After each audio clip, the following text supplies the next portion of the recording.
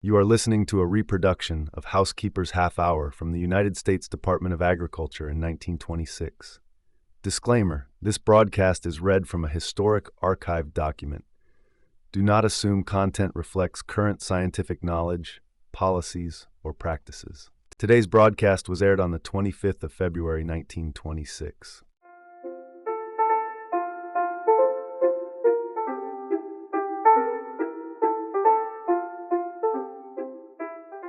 What to have for dinner? During the Lenten season, which began February 17th, a good many people will be planning meals in which meat is not served. The problem is to make these meals substantial and filling and balance them in food values as usual.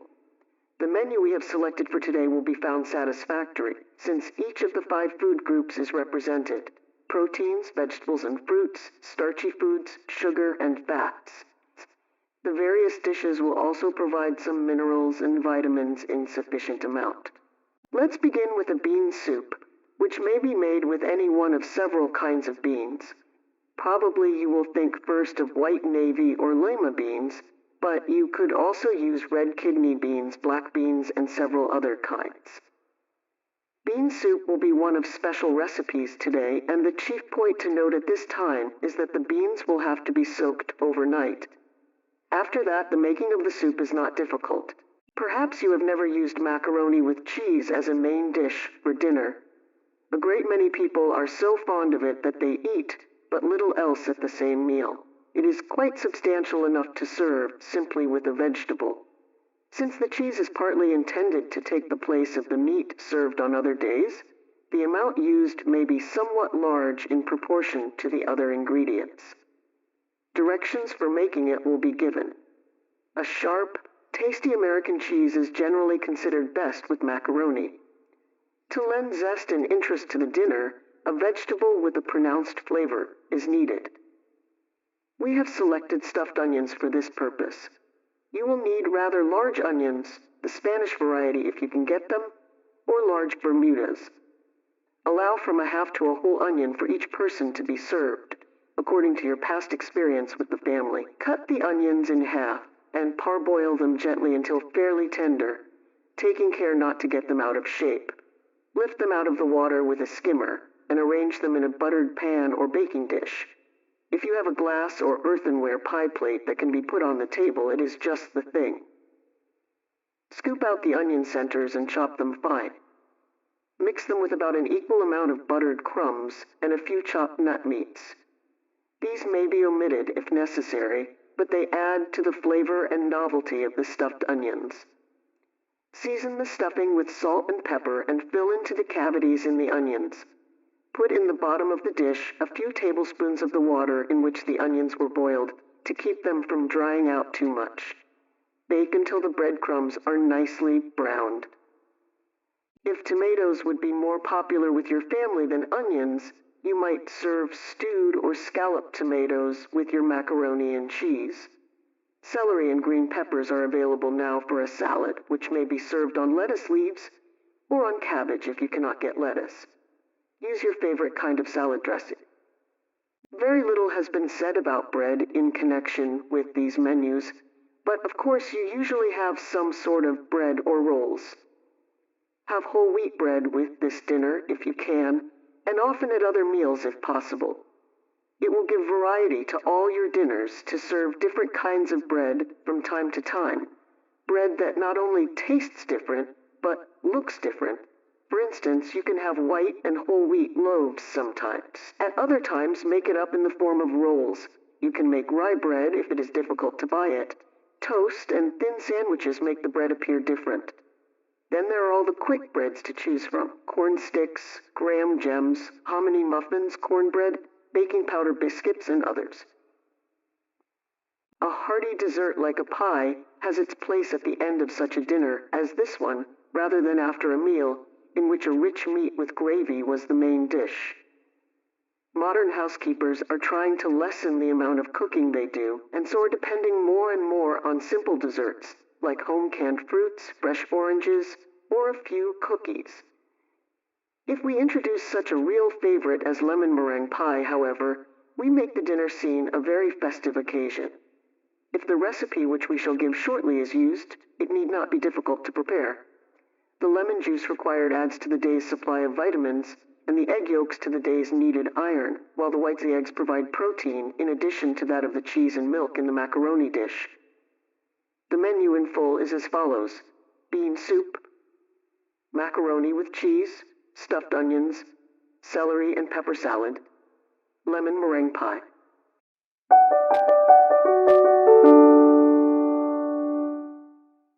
Today's best recipes. Ready with your notebooks and pencils now. Here are today's best recipes. First, bean soup. The same general directions apply to any kind of bean soup or to soup made from dried peas, which may be used if more convenient. They come from the same plant family and supply about the same food materials. Naturally, you are familiar with the white navy bean and dried lima beans. Red kidney beans are very good too, and there are many others, some of them well known locally in various parts of the country but little used elsewhere. There is the pinto or frijoles bean, mottled brown and white, abundant in the southwest. The black or turtle soup bean, the flagellar French lima, and the soybean, which was introduced from the Orient. The cowpea is used in large quantities in the south and is of the same character as these other beans, though a little different in flavor. These last two require longer preliminary soaking and longer cooking than the other varieties, so perhaps one of the first 4 or 5 should be chosen. For a family of 6, half a pint of the dried beans will be sufficient for the soup. They should be soaked overnight in 4 times as much water, or 1 quart, and then cooked in the same water until very soft. If you like the flavor of onion, cook 1 or 2 slices with the beans. If you have a fireless cooker, you will find it excellent for cooking them. Mash the beans through a sieve when they are done, and add water and milk, or stock, enough to make up a full quart. Of course, you may prepare a double quantity of bean soup, and serve it twice if you like. All bean or pea soup should have a little flour added to them as a binder, to prevent the thick part from settling to the bottom.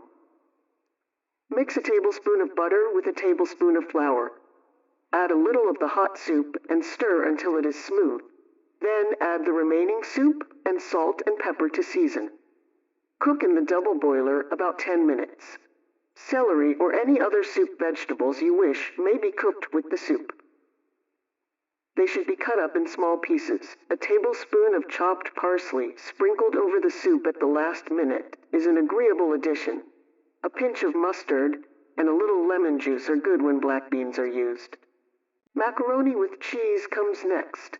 It may be prepared in the morning and reheated at dinner time if you wish. Break up a cupful of macaroni or spaghetti into small pieces and cook in 2 quarts of boiling salted water until tender. Drain in a strainer and pour cold water over it to prevent the pieces from sticking together. Make a cheese sauce by adding from 1/4 to 1/2 pound of cheese to a cupful of plain white sauce. Reserve a little of your cheese to grate over the top of the dish. The proportions for the white sauce are 2 tablespoons of flour, 2 of butter, and a cup of milk. Grate or cut up the cheese and melt in the sauce. Season with a 1/2 teaspoon of salt and a few grains of cayenne pepper. Now, put the macaroni in a buttered baking dish in alternate layers with the cheese sauce. Scatter the extra grated cheese over the top with some buttered breadcrumbs. At serving time, heat in the oven until the crumbs are brown and the sauce and macaroni are thoroughly heated. Start your lemon meringue pie by making an undercrust. Use your own recipe, or the following one which makes enough for 2 crusts, one of which may be saved for another day. Sift 1½ cups of soft wheat or pastry flour with 1 teaspoon of salt. Work into this about 5½ to 7 tablespoons of fat with the tips of the fingers.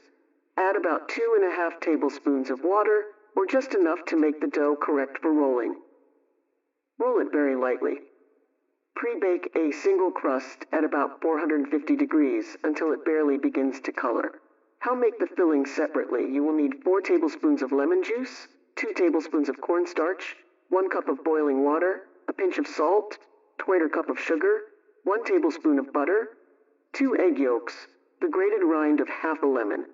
Mix the sugar, salt, and cornstarch together and add it to the boiling water, stirring constantly until the cornstarch is cooked. This will take about 5 or 10 minutes. Now add the lemon juice, grated lemon rind, and well-beaten egg yolks and butter. Cook all together for not more than a minute. Pour into the crust and spread over the top a meringue made by thoroughly beating the 2 egg whites, with 2 tablespoons of sugar added when the egg whites are stiff. Use a wire whisk and beat the whites on a platter to make them light and fluffy. Bake at a low temperature or about 250 degrees for 20 minutes, and then raise the temperature until the meringue browns.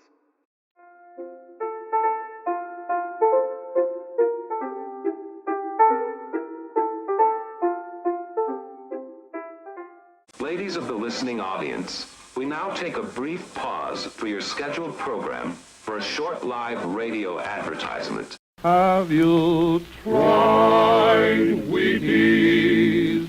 They're whole wheat with all of the bran. Won't you try Wheaties? For wheat is the best food of man. They're crispy and crunchy the whole year through. The kiddies never tire of them, and neither will you. So just buy Wheaties, the best breakfast food in the land.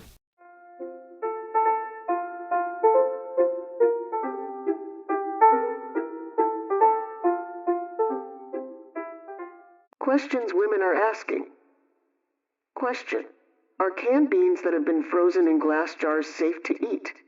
Answer: if the freezing did not break the jars or loosen the seal in any way, so as to cause the beans to spoil, there would be no danger in using them. After canned beans are taken from the jars, they should of course be boiled for at least 5 minutes before they are served in any way. Question: should the juices from canned vegetables be drained off and thrown away? Answer: no. There is no reason for throwing away the liquor from canned foods unless there are evidences of spoilage. Then the solid contents should also be discarded. The idea that canned vegetables themselves are safe to eat if the juice from the same can is unfit has no foundation in fact. The practice of draining probably goes back to the days when certain vegetables were put up in brine too salty to be served with the vegetables. They then had to be drained and sometimes soaked in clear water to make them edible. There is no excuse for this practice now. The liquor around canned vegetables contains valuable mineral matter, and draining it off means important loss in nutritive value.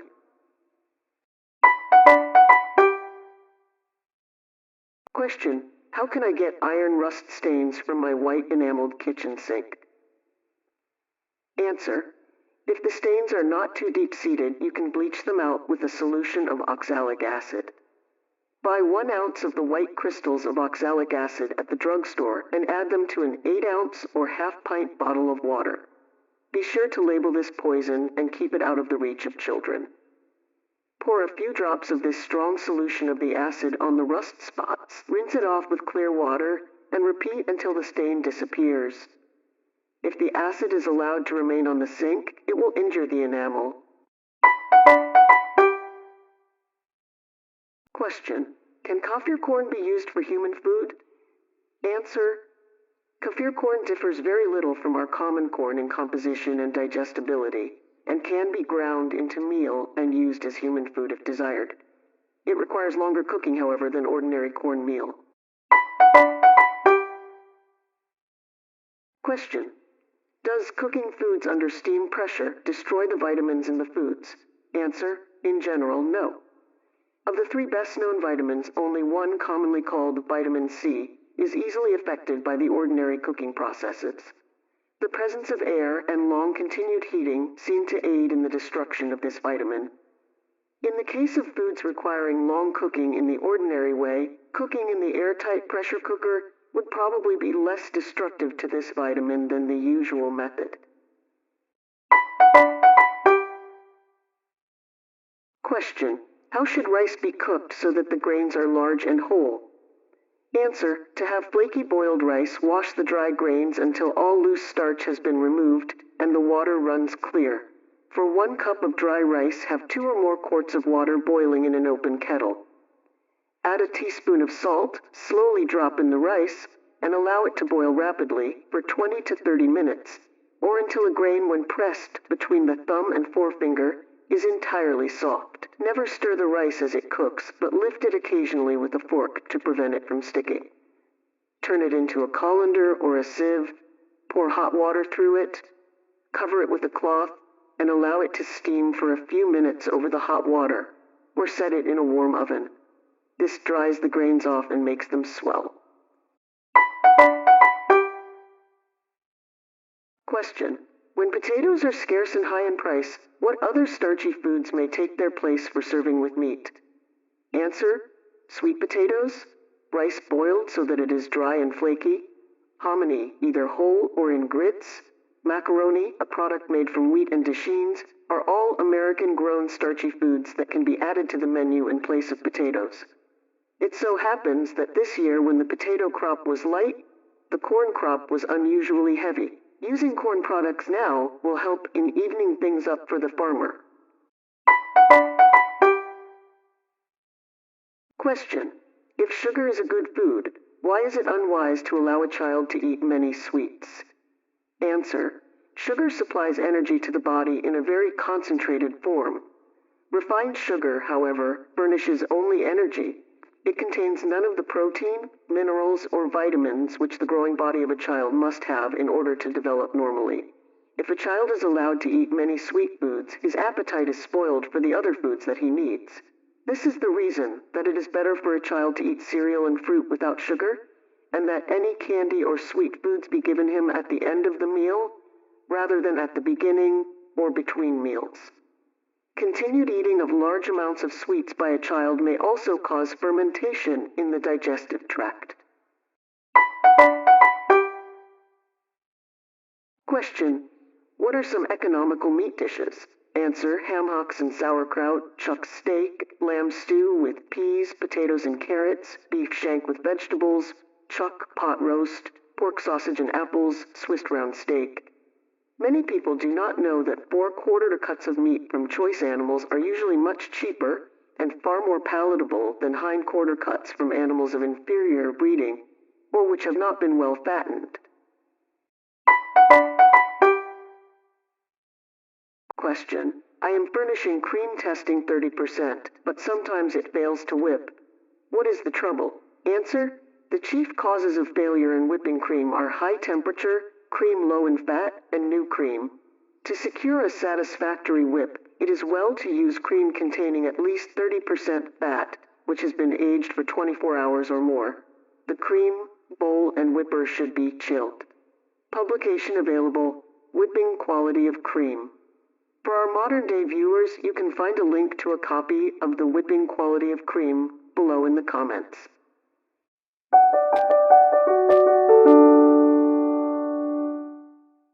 Getting ahead with the spring sewing. Forewarned is forearmed. On one of those milder days that come once in a while in February, imagine yourself and your family transported into April, suddenly in need of wash dresses and other cool clothes. You will probably be inspired to take stock of what is on hand for each person in the family and to plan in advance what must be bought or made to complete their various wardrobes. Dresses that seemed scarcely affected by last year's sun when you put them away will look discouragingly faded when you take them out. The children, as you well know, have an unfailing habit of adding to the length of their legs every winter. Mary's dresses have to go down to Jane, and Jane's must be given away to some still smaller child. After you have let down all the hems that can be let down, and made all the changes that allow for longer or plumper arms, or bigger necks or chests, you will know what materials you actually have to buy and make up. Let us suppose that you are anxious to produce the children's school clothing and the house dresses you will need this season, with the least possible interruption to other tasks. You can make every minute count if you plan, and use what might be termed the wholesale method in sewing. This consists of doing a great deal of one kind of work before changing one's motions to another kind, acquiring speed as one goes along. First, provide a good foundation pattern to fit each one who needs new clothes. This may be a commercial pattern of simple design or one that you have made according to measurements. With a little practice in using such a pattern, you can cut from it very rapidly and vary the trimmings so as to have many different designs. You don't want to dress your family in a uniform, of course, but in making underwear, you buy enough goods of the same kind to make several garments. You will use the goods to better advantage and save time in handling it. Cut as many garments out at one time as you can. Pin the parts of each securely together with the scraps that match, or put it in a box by itself. When you have cut even one dress by a given pattern, the next can be cut a great deal faster, because you know how to place the pattern on the material in the best way. While you are cutting these dresses out, don't forget to allow hems twice as deep as you need. This extra material is convenient when the time comes to lengthen the dress. It may be turned up into a very wide or double hem, or a tuck may be concealed within the hem. The next part of your work is the machine stitching. Most wash materials have body enough and are so smoothly and firmly woven that you can stitch many parts of your garments directly on the machine without basting. Don't stitch a seam or two, and then stop to turn, trim, or baste. That is a slow method. Stitch straight through the entire lot you have cut out until you can do no more without folding or basting. Keep the parts of each garment together. Next, go through all the garments, trimming, pressing fells, putting in gathers, or whatever has to be done until all the dresses are ready for more machine work. By the time you have stitched them once more, you will have plenty of pickup work on hand to be done in odd minutes. There will be bindings and buttonholes and pockets, sleeves, hems, collars, and other finishing work, much of which must be in part done by hand. Right here is one of the secrets of the difference in accomplishment you have wondered about in different women.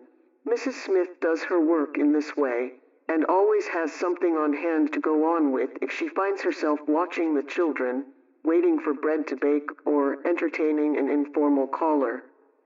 Her dresses seem to be completed by magic, with no particular effort.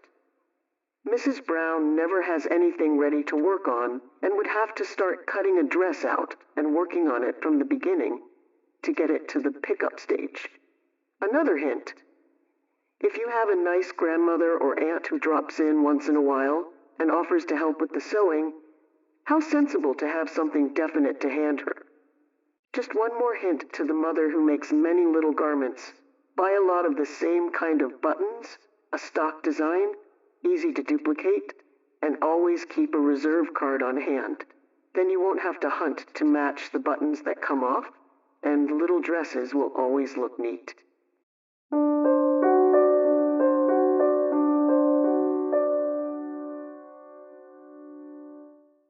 Sewing questions. Question: how should one design her clothing if the hips are large in proportion to the waist and bust? Answer: long vertical lines from shoulder to floor are most becoming on this type of figure. These lines may be stripes in the material, bands or rows of trimming, rows of buttons, tucks, etc.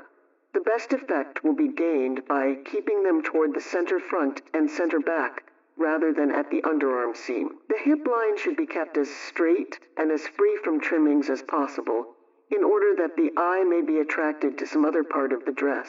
The surplus front gives a longer effect than the straight front.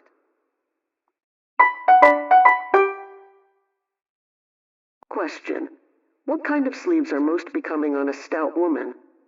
Answer: the loosely fitted long sleeve is the most becoming for fleshy arms. A tight sleeve on a large arm does not make the arm appear smaller, but rather emphasizes its size. It is also uncomfortable. Loose sleeves which are open at the wrist are graceful as well as comfortable. Trimmings and construction lines which follow the length of the arm, such as bound slashes, bands of material, rows of buttons, etc., are aids in making the arm seem longer and more slim. Peasant-type sleeves, or those gathered into a tight cuff with a puffed effect, should never be worn by the stout woman. In fact, it is best for her to keep the sleeve as simple and graceful as possible.